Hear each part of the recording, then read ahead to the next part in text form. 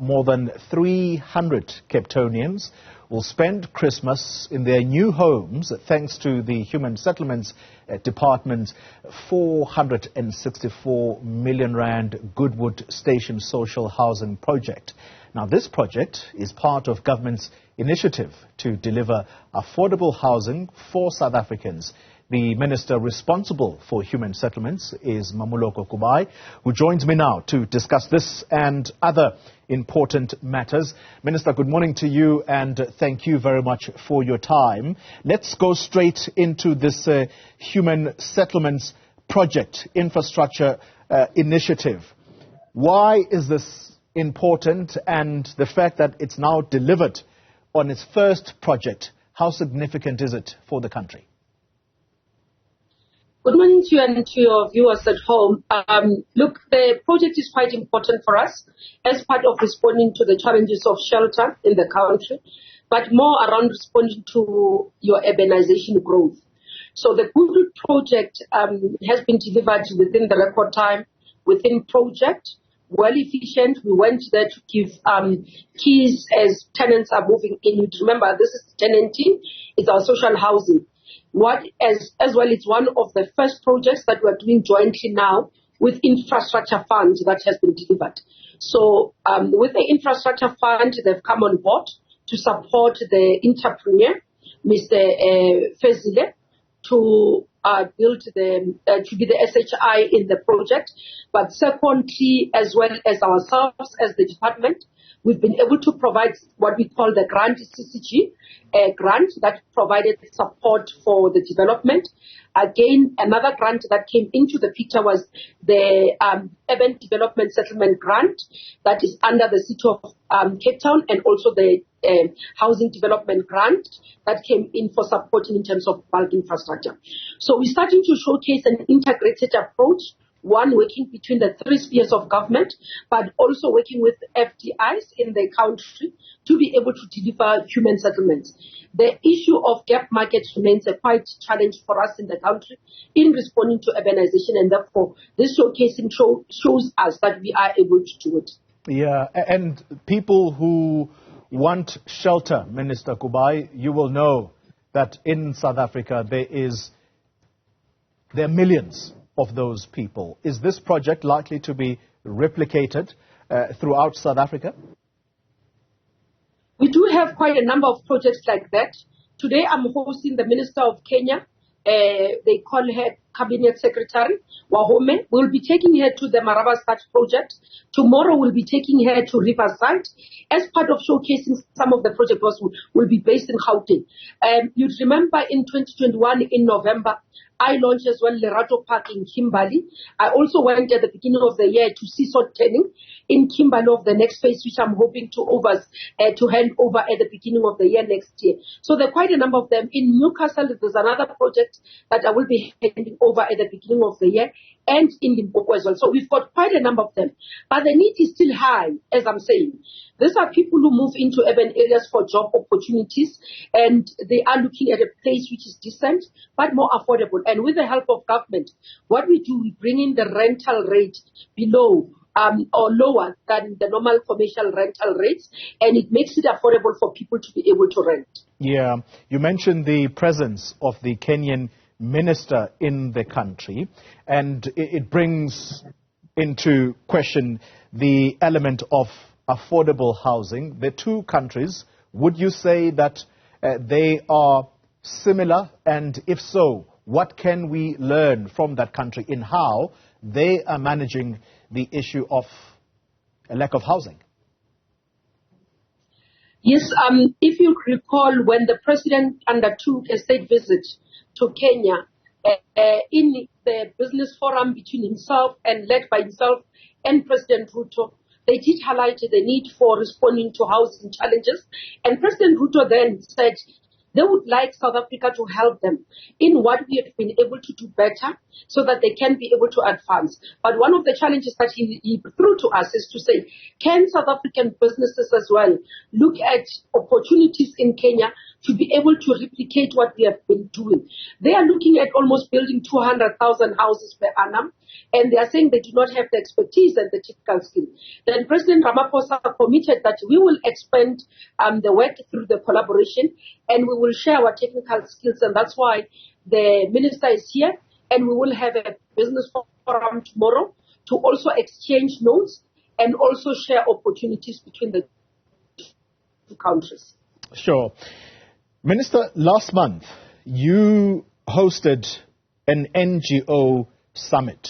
It was held in Boksburg, and I'm directing this interview towards that on the back of the Usindiso fire building. A commission of inquiry is now underway to determine exactly what the causes of that was. Has it become important for government to consult civil society organization, NGOs, in creating policy? Is that the direction now? It is important. It has always been important, but as a portfolio, we've taken a conscious decision to ensure that we consult publicly. We create platforms for us to be able to engage with all our sectors. Monday, I had an engagement with the public protector. Part of the feedback the public protector gave to us as a sector and to myself as the minister was the need for more engagement and more communication with our stakeholders and our communities.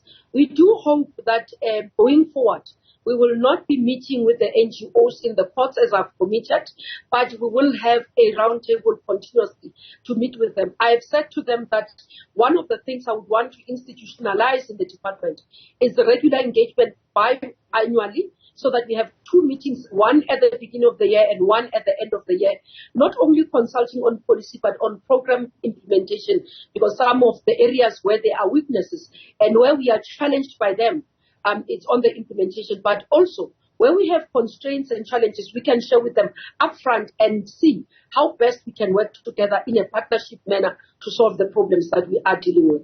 You talk about regular engagements. I'm sure this is going to be a welcome commitment to the NGO sector. However, cynics are going to say we're also aware that the country goes into elections next year. Is this your way to try and pacify that community? Not exactly, not at all, I can say. You would recall since I arrived in the portfolio in 2021, August, there's been quite a number of commitments I've made, and I've lived to those commitments, even prior to us starting the campaign, noting that, yes, we are in a campaign mode. But if you look back, 2021, I made commitment to resuscitate projects that are not finished. We would visit provinces. We committed to revisiting the projects around asbestos roofs in Free State. We committed to starting to work towards eradicating mud houses. I did at that time as well commit to working with stakeholders. We've been meeting with them, but we have not been meeting regularly.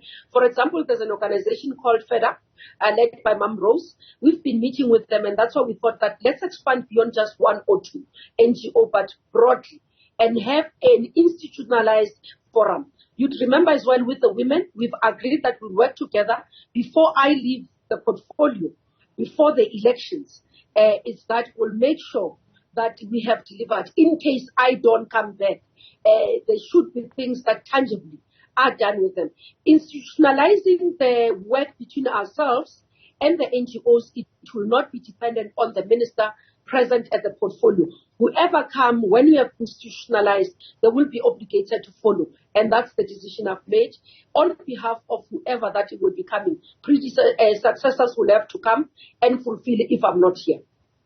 Minister, this is one of those opportunities that I do not want to miss, and therefore allow me to direct the interview into the realm of the so-called construction mafia. You've been quoted recently as saying laws are going to be tightened to deal with the phenomenon of the construction mafia. How big a hindrance have they become in housing projects? They are dire, I can tell you that, both in terms of costs, but in terms of the pace that we are able to conclude our projects. when a construction mafia or those guys who go on site and take a 30% and do not allow a contractor to finish a project and the project becomes unviable, they tend to leave the project and therefore we cannot deliver the houses. As long as the house is not complete, we have not done our work. Two is that contractors now are faced with the need to include in their operational costs security services, which because of the limited amount of money, building RGPs is actually limited. It's actually very, very thin margins.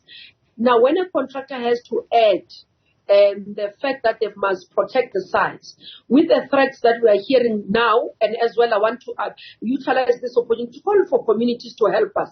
Because they're staying in these communities. These are their houses, not only for the minister to say I have delivered, but for them as beneficiaries to get in. It's going to be Christmas festive season, and the construction industry will close. And one of the biggest fear I have is that when we come back January, we're likely to have people invading those, or people having overtaken those projects by force, and sometimes forcing people out of sight. When I had an engagement with women, they said to me, Minister, we have no way to protect ourselves. We are the most vulnerable. When these guys come and threaten to rape us, we leave sites. Even if I have capacity to build and I am here to make a living for my children, I am forced to be unemployed and have no earning because these people take over. So it's a very serious problem that we have. And we've been calling on law enforcement agencies to really come to the party and assist us as a sector so that we can deliver not only the houses, but also opportunities for those who are seeking them in our sector.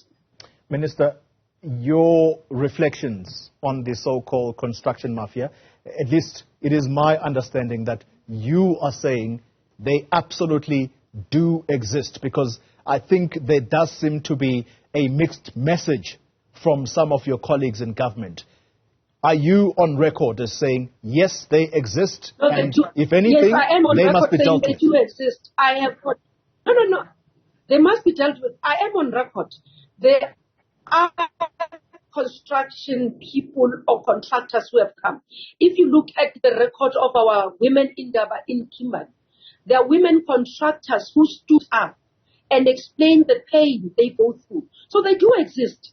If we are to say they don't exist, they might be differing in form and shape from one province to the other, but others come into sight and take money. And then us, for example, in Western Cape, when they went on site, whether it's gangsters, they went on site and started killing even officials. Where they say, if you do not give us this contract, no one will do it. There are people who can tell you that they've had to leave projects because the people just arrived with guns on site. That is the reality of the construction in human settlements.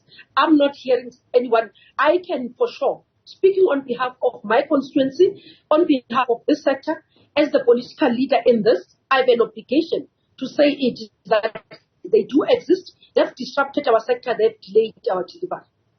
Minister, I thank you very much for that clarity. Can I then again take this last opportunity talking to you, not just as a minister, but also a senior leader of the African National Congress. What's going on with this Ezulwini matter? Is the party in trouble? I'm not authorized to speak on matters of administration in the party. The Secretary General is the relevant person to speak on that matter. Minister Mmamoloko Kubayi, let me thank you very much for your time. I did say I was taking advantage of this opportunity. Thank you very much for your time, Mmamoloko Kubayi, Minister of Human Settlements there. All right.